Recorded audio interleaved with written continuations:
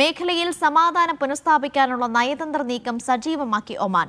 വിദേശകാര്യമന്ത്രി Sayyid Badr Hamad Al Busaidi വിവിധ രാജ്യങ്ങളിലെ ഉന്നത നേതാക്കളുമായും വിദേശകാര്യമന്ത്രിമാരുമായും ഫോണിൽ സംസാരിച്ചു. ഇറാനും അമേരിക്കയും തമ്മിലുള്ള ചർച്ചകളിലെ പുരോഗതിയും നിലവിലെ പ്രാദേശിക വിഷയങ്ങളുമാണ് ചർച്ചയായത്.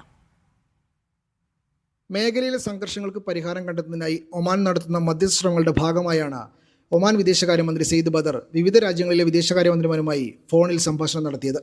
സൗദി വിദേശകാര്യമന്ത്രി Prince Faisal bin Farhan Al Saud, Qatar പ്രധാനമന്ത്രിയും വിദേശകാര്യമന്ത്രിയുമായ ഷെയ്ഖ് മുഹമ്മദ് ബിൻ അബ്ദുറഹ്മാൻ അൽ താനി, ഈജിപ്ത് വിദേശകാര്യമന്ത്രി ബദർ അബ്ദുല്ലത്തി എന്നിവരുമായി സയ്യിദ് ബദർ അൽ ബുസൈദി ചർച്ച നടത്തി. കൂടാതെ കാനഡ, നെതർലാൻഡ്, ഉക്രൈൻ വിദേശകാര്യമന്ത്രിമാരുമായും ബ്രിട്ടീഷ് വിദേശകാര്യ സെക്രട്ടറിയുമായും സയ്യിദ് ബദർ ആശയവിനിമയം നടത്തി.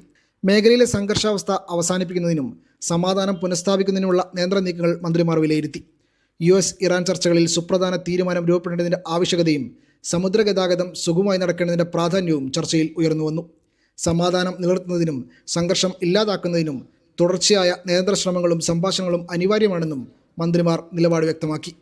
Media 1 Muscat.